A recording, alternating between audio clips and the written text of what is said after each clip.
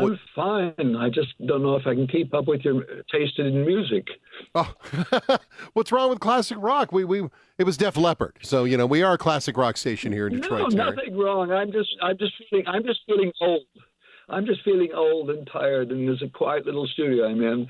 So, but I will raise myself to your level, Oh, hopefully. oh, well, we hope so, and congratulations on this. I mean, I know that The Man Who Killed Don Quixote comes out a week from Wednesday. Fathom Events, we love these, but how many years? 25? Is it closer to 30 years you've been trying to get this done? Is that fair? No, it's actually 30 years. It was 1989 when God said, "Make this movie," and he was just playing with me, I believe. So, we've seen the documentary, and we go back to 2000, obviously, and people talk to you about, with Johnny Depp and stuff. There has to be a point, Terry, at some point where you said, enough, I'm done. Where was that point, and how did this come back up again?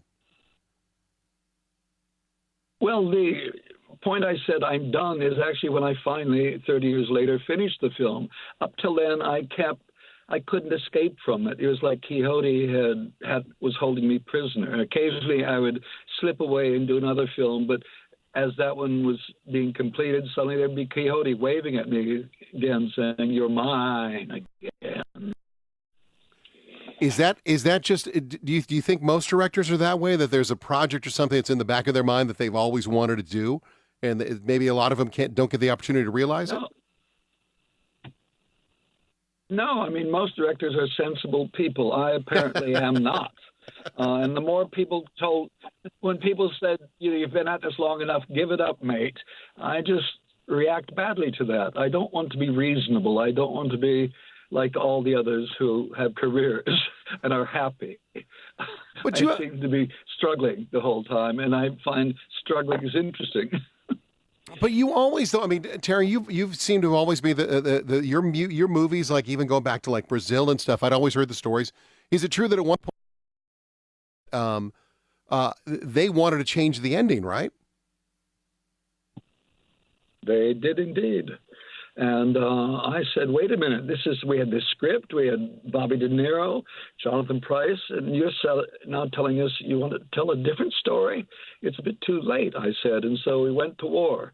And what happened, I actually won. We embarrassed the studio into releasing the film as we made it. And then they spent years punishing me for that success. But it's a good warning. Don't work with these people. They're dangerous. And now, but I was thinking about too, with Terry, The Man Who Killed Don Quixote, again, I want to say it comes out Wednesday, April 10th. Will be one night only with Fathom Events. We love those here in Detroit as well. Is it easier now because we're seeing the different platforms, whether here in the States it's Hulu and Netflix and Amazon Prime, and you see them pumping all this money into Academy Award like they were trying to drive Roma and stuff like that. Is it easier for you as a director to get your product to market than it's ever been? No, I don't think so, because I still prefer the big screen. And these guys are bringing it into your home. And I don't mind that after people have had a chance to see it together in a cinema. But little by little, I think we're all beginning to slide over and realizing Netflix is winning. And each year you find more serious directors moving over that direction, because ultimately we want to reach an audience. Now, if you can reach the audience on a smaller screen, okay, you learn to live with that. But I try to make movies that belong on a big screen where there's a lot of space and scope.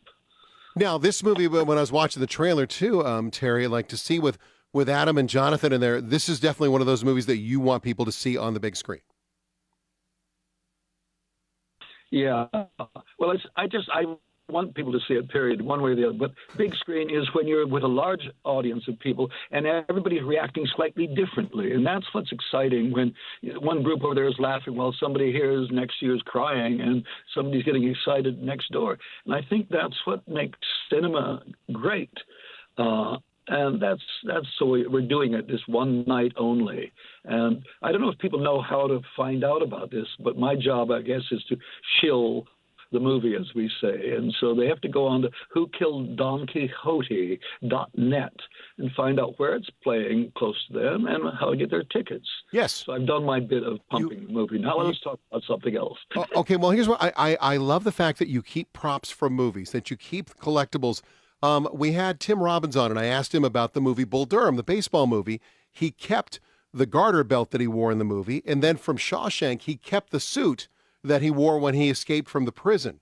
And I love the fact, Terry, that you hold on to things from these movies, even the Monty Python ones. I don't see, though, did you keep anything from Meaning of Life? Yeah, I kept my underwear, but my wife is not pleased that I've kept it for so long. These are the things one's got to be careful of what one keeps and how clean they are when you commence keeping them. The